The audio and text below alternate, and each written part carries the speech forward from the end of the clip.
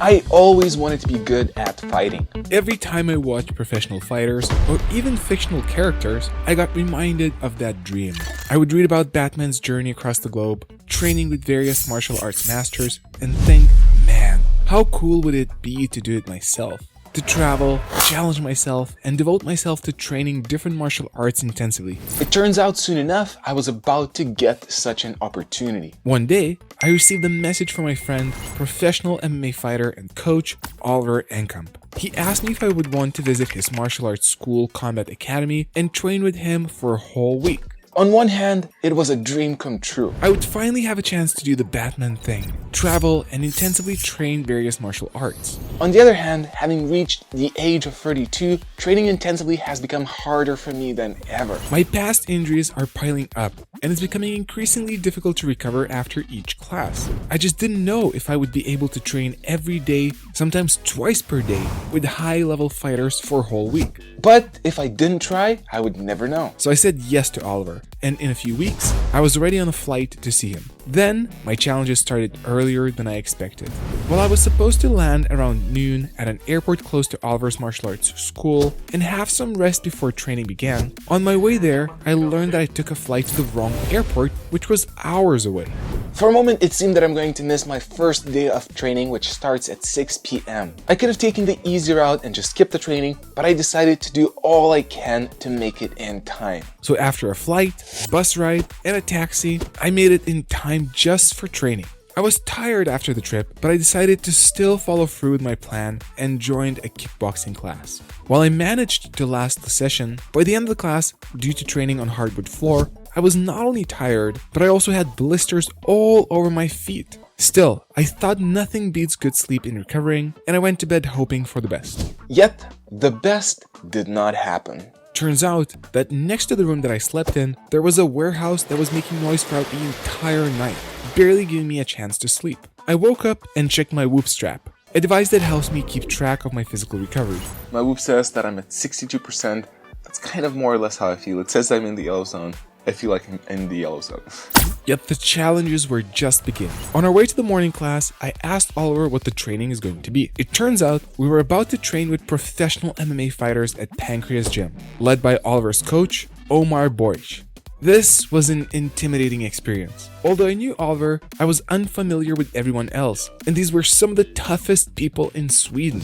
Nevertheless, I somehow managed to hold my own, survived the class, and was ready to move on to the next evening's MMA class. Before that, Oliver and I dropped by an open buffet restaurant to fill up our lost calories, and soon enough, it was time to train again.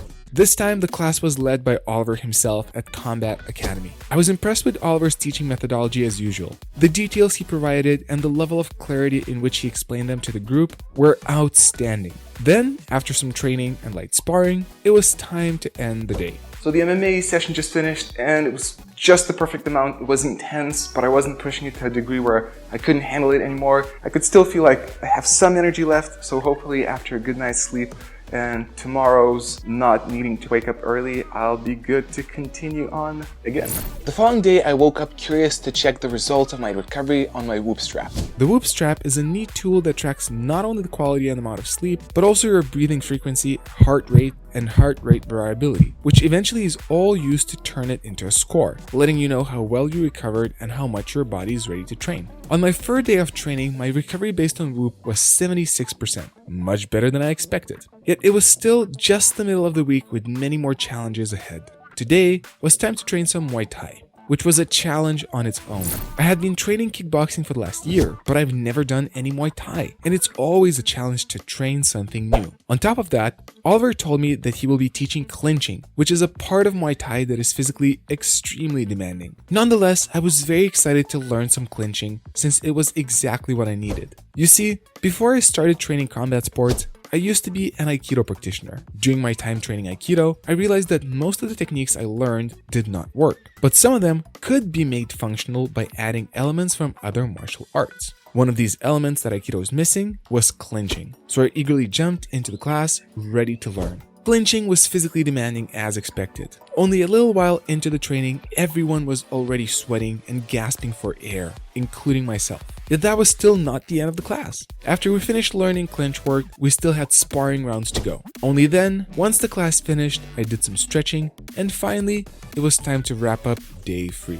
Then, day 4 started with another MMA class with professional fighters at Pancreas Gym. Although training with the pros was still intimidating, this time, while the training was very intense, I knew most of them from before, which made the experience easier. I also got to experience something I learned already before by training with pros in the past. While many of them look intimidating, and they are sure as hell tough, once you get to know them, you learn that most of them are really nice people that have no intention of hurting you. The same case was with Pancreas Gym fighters. At the end of the class, I also got a chance to interview Omar, who already did the Batman thing before me by traveling the world and training with some of the best experts out there. In order to learn as much as possible myself, during our talk, I asked Omar what makes a good student. By the way, if you like my rash guard that I'm wearing here, check X Martial Arts for more cool gear.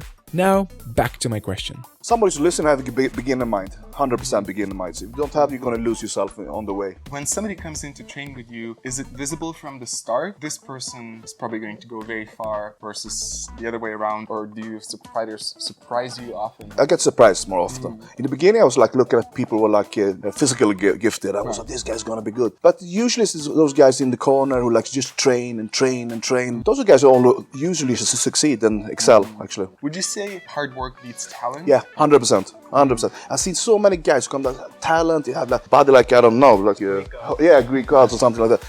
And something's missing. Something's just missing. Maybe it's too easy for them too. It can be that too, actually. Once we finished the conversation, the rest of the day was scheduled for recovery, another very important part of training. As someone once told me, if you train hard, you need to rest hard. And I believe that it is very true.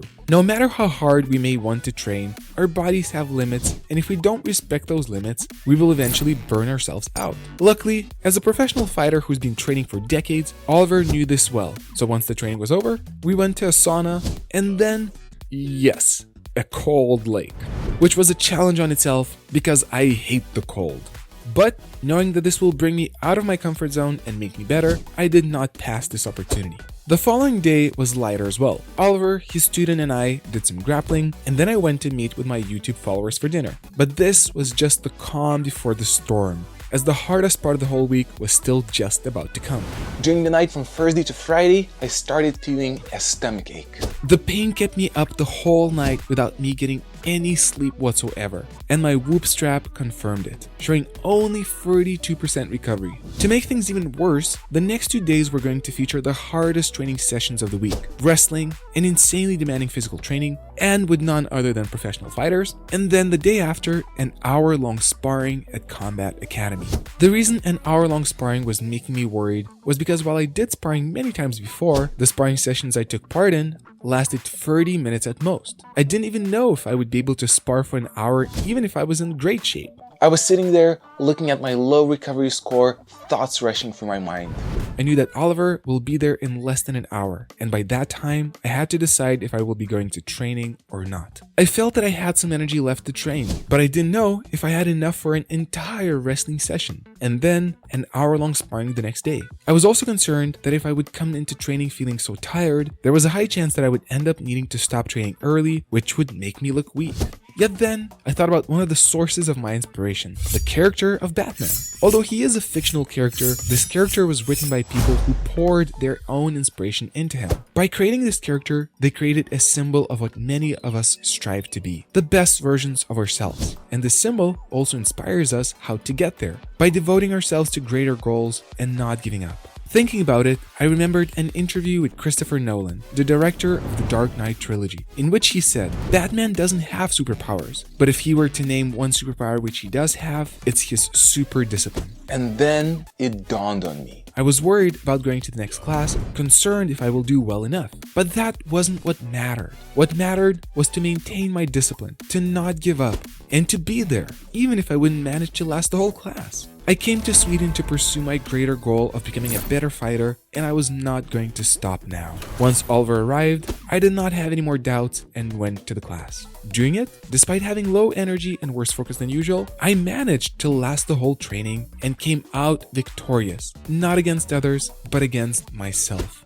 I then went with the same attitude to the following class of the hour-long sparring the next day, and despite having a challenging time, I managed to stay in there for the whole hour. On my last day, I sat down together with Oliver, and discussing my experience with him, I realized that training smart and recovering is extremely important. But sometimes it's also important to push ourselves a bit more, to not give up, and to prove to ourselves that we can be more than we expected.